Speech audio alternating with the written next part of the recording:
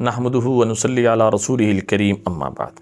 شادی کی پہلی رات یہ 5 کام کرنا سنت ہے، محدثین صحابہ رضوان اللہ تعالی علیہم اجمعین سے ثابت ہے۔ جب انسان کمرے میں جاتا ہے تو سب سے پہلے سلام کرے، السلام علیکم ورحمۃ اللہ وبرکاتہ، دیکھ لے کہ دودھ موجود ہے یا نہیں۔ یہ میں دودھ کے بارے میں اس لیے کہہ رہا ہوں کہ پہلی رات دودھ خود پینا، بیوی کو پلانا، پھر اس کا جھوٹا پینا، یہ اللہ کے نبی کی سنت ہے۔ کیونکہ حضرت اسماء بن یزید رضی اللہ تعالیٰ عنہ فرماتی ہیں کہ جب امی عائشہ رضی اللہ تعالیٰ عنہ کو میں نے تیار کیا، دلہن بنا لیا، تو پھر آپ علیہ السلام کے پاس پیغام بھیجا کہ آپ تشریف لے آئیے۔ آپ علیہ السلام تشریف لائے۔ سب سے پہلے آپ علیہ السلام کو دودھ دیا گیا۔ آپ علیہ السلام نے نوش فرمایا، نوش فرما کر امی عائشہ رضی اللہ تعالیٰ عنہ کو دیا۔ امی عائشہ رضی اللہ تعالیٰ عنہ نے شرم اور جھجک کی وجہ سے انکار کر دیا۔ اسماء بنت یزید رضی اللہ تعالیٰ عنہ کیونکہ بڑی عمر کی تھی، امی عائشہ رضی اللہ تعالیٰ عنہ چھوٹی تھی، تو وہ تھوڑی سی ناراضگی سے بولی، عائشہ آپ علیہ السلام دے رہے ہیں، آپ کے شوہر ہیں، تو آپ لے لیجئے۔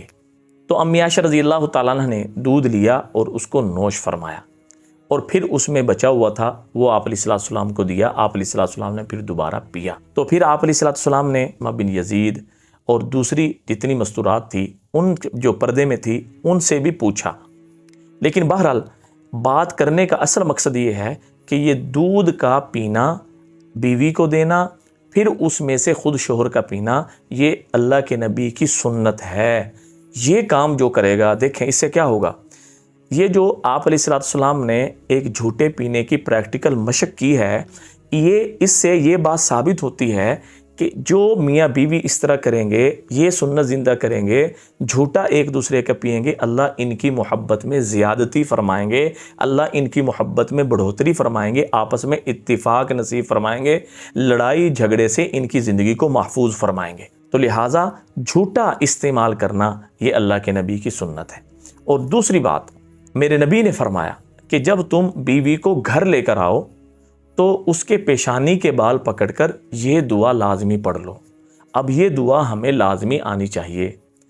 وہ کیا دعا ہے؟ اللہم انی اسألک من خیرہا وخیر ما جبلتہا علی واعوذ بک من شرہا وشر ما جبلتہا علی، کہ اے اللہ میں یہ جو اپنی بیوی ہے اس کی خیر کا سوال کرتا ہوں، اور اس کی پیشانی میں بھی جو ہے اس کی بھی خیر کا سوال کرتا ہوں، اور یہ اس کے شر سے بچنے کا بھی سوال کرتا ہوں، بچا لے، اور اے اللہ اس کی پیشانی میں جو میرے لیے شر ہے اس سے بھی بچا لے۔ مطلب یہ ہے کہ ہماری بعد والی زندگی آسانی اور عافیت کے ساتھ گزرے، یہ بات پہلے بیوی کو بتا دے تاکہ پریشان نہ ہو، اور اسے اس مسئلے کا، اس سنت کا پتہ ہو کہ یہ اللہ کے نبی کی سنت ہے۔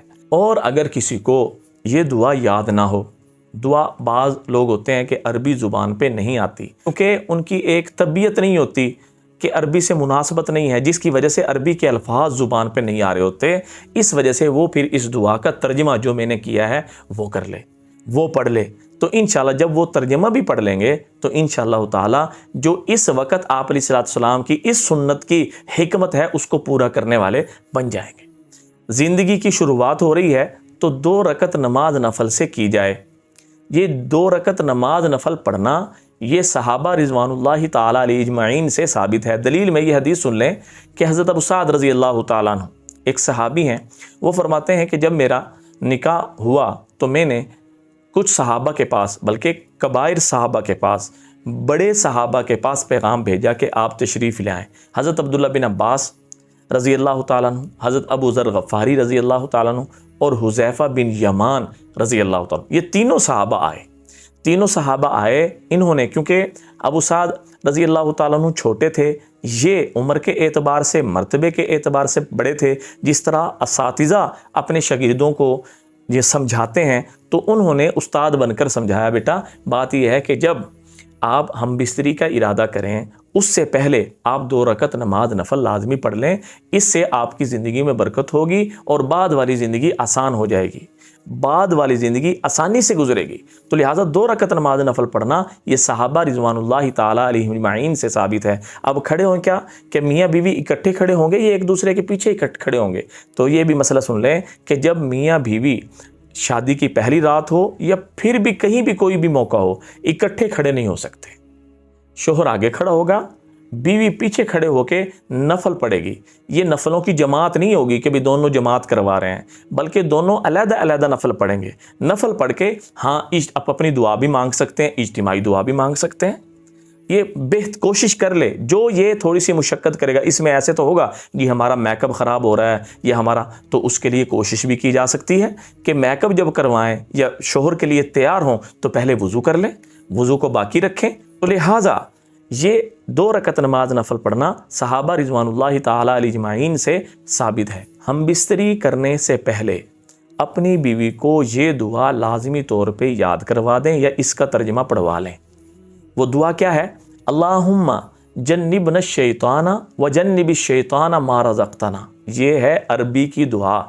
ہم بستری سے دیکھیں کتنا زبردست دین ہے، کتنا پیارا دین ہے کہ دین ہمیں سمجھایا جا رہا ہے، اللہ کے نبی سمجھا رہے ہیں، اس میں اللہ کے نبی شرم محسوس نہیں کر رہے ہیں۔ تو لہٰذا ہم بھی اس معاملے میں سمجھنے میں شرم محسوس نہ کریں کہ یہ کون سا ٹاپک شروع ہوا ہے، بلکہ یہ ہماری زندگی کی جو ایک اہم ترین رات ہوتی ہے اس کو کیسے گزارنا ہے، اس کے اصول ہیں جو صحابہ، آپ علیہ السلام اور محدثین سے ثابت ہیں۔ جس کو یہ دعا نہ آئے تو وہ اس کا ترجمہ کر لے۔ ترجمہ بھی سن لیں، اے اللہ ہمیں شیطان سے بچا لے، اور اے اللہ جو تو ہمیں اولاد دے اس کو بھی شیطان سے بچا لے۔ یہ جو دعا ہے اس کے اندر 2 مطلب ہو گئے۔ یہ اے اللہ ایک تو شیطان سے بھی بچا لے، اور اے اللہ تو ہمیں صاحب اولاد بنا دے، اور پھر اس اولاد کو بھی شیطان سے محفوظ کر لے۔ تو یہ دعا میاں بیوی دونوں اس کا اہتمام کریں۔ پھر ہم بستری کی ابتدا کریں۔ بیوی اس رات شوہر سے رضامندی کے ساتھ وقت گزارے، شوہر کی بات مان کے وقت گزارے۔ ایسا نہ ہو کہ اس وقت ایسی شرم و حیا میں پڑ جائے کہ شوہر کو غصہ آ جائے یا شوہر ناراض ہو جائے یا شوہر کے ذہن میں بیوی کے بارے میں کوئی بات بیٹھ جائے اور معاملات خراب ہو جائیں۔ کیوں بیوی رضامندی سے رات گزارے؟ یہ اللہ کے نبی کی تعلیم ہے۔ اس کے بارے میں سن لیں کہ کیسے اللہ کے نبی نے بیوی کو یہ بات سمجھائی کہ رضامندی سے رات گزارو۔ ایک جوان صحابی تھے، ان کی شادی ہوئی اور ان کی متعلقہ یعنی عمر رسیدہ سے ان کی شادی ہو گئی۔ آپ علیہ السلام کو آ کے بتلایا، آپ علیہ السلام نے فرمایا تو نے کواری سے شادی کیوں نہ کی؟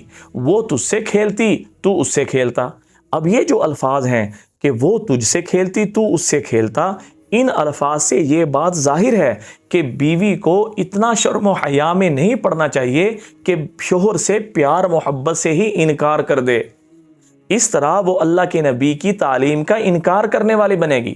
تو اس صحابی نے جواب دیا کہ اے اللہ کے رسول، میری والدہ فوت ہو گئی، میری 3 چھوٹی چھوٹی بہنیں ہیں، اگر میں کواری سے شادی کرتا تو اس کو دنیاوی جو زندگی گزارنے کے معاملات ہیں اس کو اتنا تجربہ نہیں ہے، وہ بہنوں کو سنبھال نہ سکتی، اور میں نے بڑی عمر والی عورت سے اس لیے شادی کی تاکہ وہ میری بہنوں کو سنبھال لے اور میرے گھر کا جو نظام ہے وہ بہتر طریقے سے چل جائے۔ یہ بات واضح ہو گئی کہ بیوی اس رات شوہر کی رضامندی سے وقت گزارے گی، اگر نہیں گزارے گی تو وہ اللہ کے نبی کی تعلیم کے خلاف کرنے والی ہوگی۔ یہ وہ 5 کام ہیں جو اس رات کرنا سنت ہیں، جو یہ کرے گا انشاءاللہ تعالی اللہ تعالیٰ اس کی زندگی خوشگوار بنائیں گے، راحت آسانی والی بنائیں گے۔ انشاءاللہ تعالی اس کی زندگی میں ایسی خیریں آئیں گی جیسی خیریں امی عائشہ رضی اللہ تعالیٰ عنہ اور آپ علیہ السلام کے درمیان تھی، ایسی برکتیں متوجہ ہوں گی جو برکتیں حضرت علی رضی اللہ تعالیٰ عنہ اور بی بی فاطمہ رضی اللہ تعالیٰ عنہ کے درمیان تھی۔ ان باتوں کو محفوظ کریں، عمل کریں، دعاؤں میں یاد رکھیں۔ السلام علیکم ورحمۃ اللہ وبرکاتہ۔